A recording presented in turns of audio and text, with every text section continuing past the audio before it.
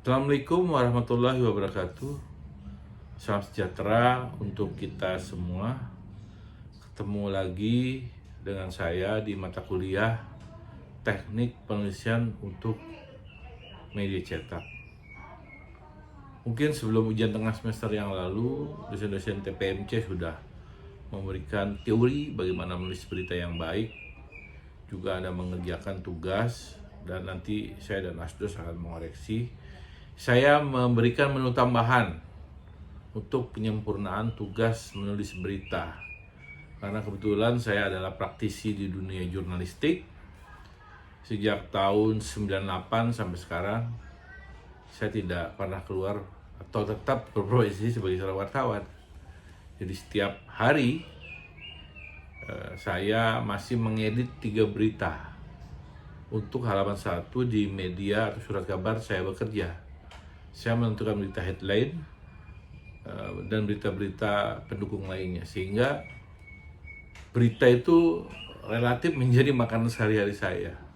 Saya menerima berita dari wartawan yang sudah diedit oleh redaktur pelaksana. Terakhir saya menentukan mana yang akan ditempatkan menjadi berita utama atau headline dan mana yang menjadi berita pendukung. Baik, kalau kita lihat kategori berita ya di dunia jurnalis itu cuma hanya ada 2 gitu. Pertama yaitu yang disebut dengan straight news, yang sering Anda baca setiap hari, baik itu di media cetak, elektronik, itu straight news. Yang kedua adalah feature news, yang juga nanti akan kita belajar pada sesi selanjutnya. Kita juga belajar nanti menulis feature ya. Nah, berita straight news itu biasanya basisnya peristiwa. Ada kejadian ya yang menarik gitu, yang memenuhi nilai berita. Mungkin sudah diajarkan di perkuliahan bahwa tidak semua peristiwa itu layak untuk ditulis, hanya peristiwa yang memiliki nilai berita. Nilai berita itu ada beberapa parameter ya, antara lain misalnya baru, kemudian human interest, menarik, kemudian konflik dan lain sebagainya ya. Jadi tidak semua informasi atau peristiwa itu layak ditulis sendiri. Hanya peristiwa yang memiliki nilai berita yang bisa kita tulis. Oke. Di semester lalu juga Anda sudah belajar tentang teknik wawancara. Itu modalnya. Modal menulis berita itu dari step 1 ya, karena sesungguhnya senjata seorang wartawan atau jurnalis ketika mencari informasi itu adalah teknik wawancara. Nah, sekarang bagaimana dari bahan yang kita dapat dari wawancara itu bisa kita tulis menjadi suatu berita ya. Karena sekarang kita belajar tentang straight news ya, maka tentunya ya kita berharap yang ditulis itu adalah sebuah peristiwa. Misalnya meninggal karena corona, itu peristiwa. Wali kota Bogor kena corona, itu peristiwa. Bupati mana itu ya, Kerawang kena corona, itu peristiwa ya. Kejadian yang menarik gitu yang terjadi. Dan itu semua digunakan teknik penulisan straight news ya. Oke. Nanti feature-nya nanti kita belajar. Jadi yang apa Anda sajikan setiap hari, Anda konsumsi berita, terutama di sekarang yang jadi mainstream TV dan di mana di media online, itu adalah berita straight news, berita lempang. Jadi teknik sebuah penulisan yang cepat-cepat bisa mendeliver peristiwa itu kepada masyarakat. Ya, itu teknik penulisan straight news ya, yang sedang Anda kerjakan sekarang mungkin. Oke. Sekarang kita bicara ketika Anda sudah punya bahan, bagaimana nulisnya. Maka di pertemuan kuliah yang lalu mungkin dosen sudah menjelaskan ada konsep piramida terbalik. Ya, yang disebut konsep piramida terbalik itu adalah mendahulukan peristiwa yang penting daripada yang tidak penting ya. Di setiap kejadian itu pasti ada peristiwa yang pentingnya dulu. Jadi kalau kita baca struktur berita, makin ke bawah itu makin tidak penting gitu ya. Karena orang kan pengen penasaran dengan peristiwanya dulu apa nih. Yang utamanya dulu kita sampaikan, baru yang terakhir-terakhirnya itu peristiwa yang kira-kira tidak penting. Kalau saya karena saya basisnya adalah surat kabar itu kan dibatasi oleh kolom ya. Berita itu dibatasi oleh kolom, 2 kolom gitu. Kadang-kadang wartawan itu sering nulis beritanya panjang gitu. Sementara kolomnya terbatas, hanya 2 kolom batasnya gitu. Sehingga harus digunting oleh saya sebagai editor ya. Misalnya yang ditulis 4 kolom, sementara yang tersedia hanya 2 kolom, ini harus dipotong. Sehingga ketika dipotong di bawah, ceritanya tetap bisa nyambung. Nah itu yang pemahaman yang harus dipahami tentang konsep piramida terbalik ya. Penting atau super penting, penting tidak penting ya. Ya, amat penting, penting tidak penting gitu ya. Misalnya dalam sebuah peristiwa kecelakaan kemarin itu kan ada peristiwa kecelakaan mobil Nissan ya di tol Jagorawi, Nissan sedan gitu ya. Kemudian ternyata korbannya itu adalah pejabat, wakil jaksa agung. Peristiwanya adalah kecelakaan ya. Ternyata yang jadi korban itu adalah pejabat. Maka yang diutamakan itu di kalimat pertama atau paragraf pertama adalah wakil jaksa agung tewas dalam kecelakaan di jalan tol, mobilnya terbakar dan sebagainya. Ya kan, peristiwanya adalah kecelakaan. Tapi karena di situ yang mengendarai mobil sedan Nissan Teana itu adalah seorang pejabat, maka di paragraf awal itu yang kita sebutkan wakil jaksa agung tewas kecelakaan maut di tol Jagorawi gitu. Baru nanti cerita kronologisnya di bawah. Ya, jadi satu seperti itu. Jadi dalam satu peristiwa terjadi itu pasti ada, kalau dalam istilah jurnalistik itu angle, sudut yang paling menarik. Itu satu contoh ya. Jadi peristiwa orang meninggal itu satu yang paling contoh. Misalnya sebuah kebakaran ya. Kebakaran terjadi di sebuah pasar atau ruko. Pasti yang dicari angle-nya itu, kalau sudut berita itu berapa. Kalau kebakaran biasa-biasa aja mungkin tidak terlalu menarik ya. Tapi ketika kebakaran itu ada yang meninggal, terbakar hidup-hidup, maka itu yang jadi lead-nya. Ada yang meninggal 12, tapi 10 orang terbakar hidup-hidup, maka yang itu yang dulu diceritakan. Peristiwanya kebakaran, tapi yang ditulis di atasnya itu adalah di lead pertama itu yang korban kebakaran itu. Itu teknik yang disebut piramida terbalik ya. Satu, yang kedua adalah menulis berita itu selalu bersifat kronologis. Apa yang disebut dengan kronologis? Berdasarkan urutan waktu ya. Dari awal sampai akhir. Itu semua, itu teorinya. Kalau kita bicara kecelakaan di jalan tol ya, yang menewaskan wakil jaksa agung minggu lalu, itu kronologisnya seperti apa? Maka tekwa dipakai wawancara. Bapak itu paginya katanya sempat di rumah masak, dia uji mobil itu mau dites di jalan tol gitu, mungkin tes mobil baru, mobil sport, sehingga mungkin dia ngebut sehingga dia kehilangan kendali, nabrak pembatas, kebakar, dia meninggal. Misalnya kronologis. Menurut polisi seperti apa, menurut saksi mata apa, kan begitu terjadi. Itu diceritakan secara kronologis sampai mayatnya dibawa ke rumah sakit Polri dan kemudian dimakamkan besok paginya. Nah, dimakamkan pakai protap social distancing atau tidak? Ternyata iya. Nah, itu kan kronologis. Jadi kronologis itu juga harus, yang saya bilang, masuk akal. Ya, saya selalu sering menganalogikan bahwa publik itu punya pemahaman gitu, punya pengetahuan terhadap satu hal yang bersifat kronologis.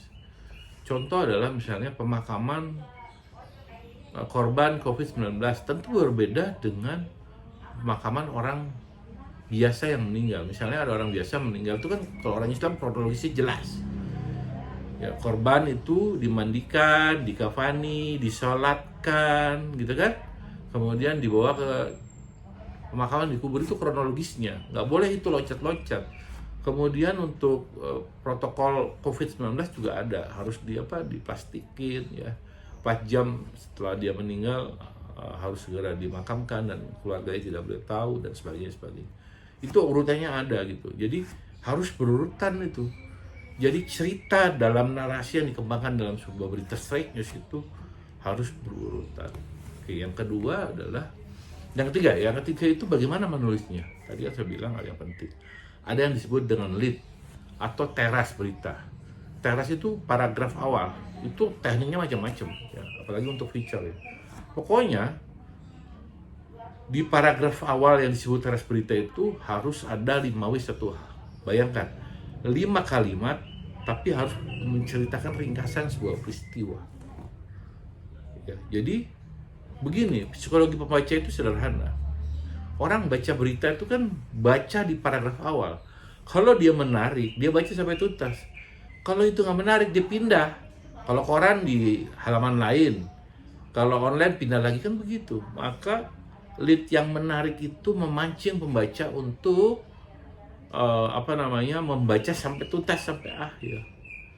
Ya, saya juga dulu waktu jadi wartawan pertama di Radar Bogor tahun 98, pasti apa yang saya tulis dirubah sama editor saya gitu. Kadang-kadang yang dari bawah dia akan jadi lead, di tengah itu karena mereka kan namanya editor, kan dulu pernah jadi wartawan juga ya, atau yang disebut redaktur, dia punya pemahaman gitu. Jadi sebagai reporter, wartawan pemula, pasti tulisannya dia acak-acak gitu ya, sehingga dia menjadi layak muat gitu. Itu yang terjadi. Memang nggak gampang untuk membuat sebuah lead berita itu. Dibutuhkan 1 latihan, 2 latihan, 3 latihan, 4 latihan, 5 latihan. Saya bilang bahwa menulis berita itu jam terbang. Ya, saya bisa jadi editor karena juga udah lama menggeluti dunia tulis menulis ya. Jadi udah tahu. Ya, saya pikir bukan hanya sekedar mengecek lead, tapi membuat judul itu juga ada caranya gitu. Bagaimana judul bisa menarik, menggoda orang. Jadi kalau kita menulis berita itu berpikir bukan untuk diri sendiri, karena tulisan itu dibaca untuk orang gitu loh. Sehingga bagaimana orang mau baca tulisan kita sampai tuntas. Itu kuncinya. Oke, lead. Lead itu adalah paragraf awal yang terdiri dari 4-5 kalimat, di mana di situ memuat unsur 5W1H. Apa, siapa, mengapa, di mana, bla bla bla bla. Anda udah tahu itu. 5W1H itu kan rumus klasik di dalam dunia jurnalistik. Setelah itu baru tubuh beritanya. Ya, tubuh berita itu menjelaskan dari ringkasan itu gimana kronologisnya. Ya, kemudian yang terakhir diakhiri dengan titik, sudah kode wartawan gitu. Siapa kodenya, atau sekarang nama inisialnya. Oke, yang terakhir ini adalah bahasa jurnalistik. Jadi bahasa atau kalimat jurnalistik saya sebut. Kalimat jurnalistik itu ada 2, kalimat langsung dan tidak langsung. Kalimat tidak langsung itu adalah kalimat membahasakan kembali bahasa saya. Kalimat langsung kutipan. Kutipan itu kan pakai ada 2 tuh. Titik 2, ujarnya, katanya, jelasnya. Ya. Jadi kalau kutipan itu adalah, atau kalimat langsung itu harus sesuai dengan omongan dari narasumbernya. Tidak boleh diubah-ubah, tidak boleh ditambah-tambah, dikurang-kurang. Kalau dibilang gue, tulis gue. Dibilang lu, tulis lu. Yang namanya kutipan. Ya. Nah, ini kadang-kadang yang terjadi, wartawan itu suka membahasakan kembali.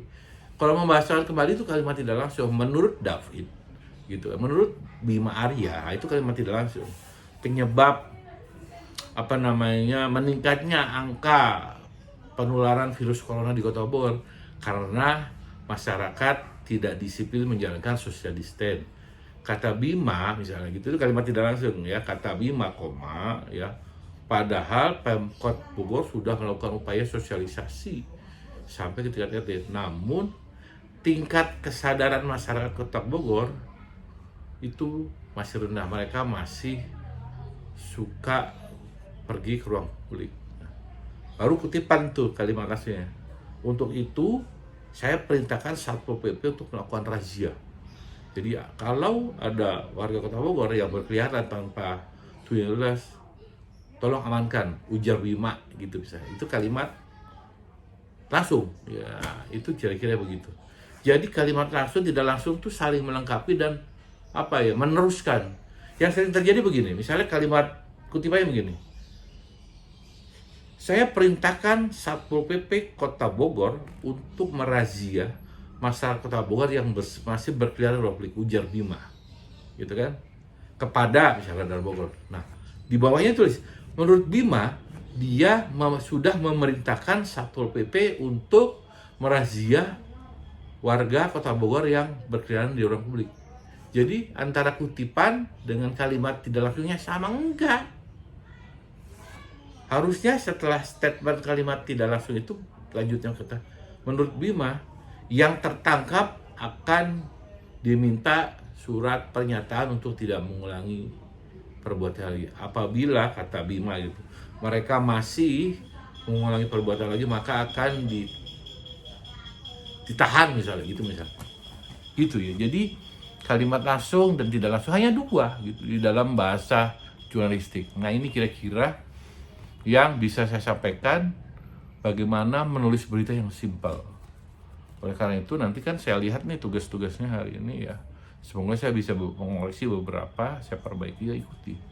Jadi nanti kalau Anda jadi wartawan kuncinya gampang. Ketika Anda sudah selesai menulis berita, itu kan beritanya diedit. Kalau di surat kabar sama redaktur, kalau di TV namanya produser. Nah setelah diedit itu bandingkan tulisan yang sebelum diedit dengan yang udah. Besok ikuti tulisan yang sudah diedit. Jangan ngulang lagi gitu. Itu yang bikin bete editor. Kadang ini orang nggak belajar sudah saya perbaiki tulisannya. Itu banyak. Itu yang membuat kadang-kadang karirnya itu akan lambat. Ini bahasanya ini reporter belet banget sih. Diulangin lagi. Berarti dia nggak pernah baca hasil editannya. Kalau saya dulu gitu. Setelah besok di koran dimuat, oh gini ya, saya ikutin. Itu yang paling mudah belajar. Baik, itu adalah hal yang perlu saya sampaikan sebagai prolog katakanlah untuk praktikum untuk menulis berita yang baik. Sampai ketemu. Ya, billahi taufiq wal hidayah. Assalamualaikum warahmatullahi wabarakatuh. Salam sejahtera untuk kita semua. Tetap semangat, jaga kesehatan.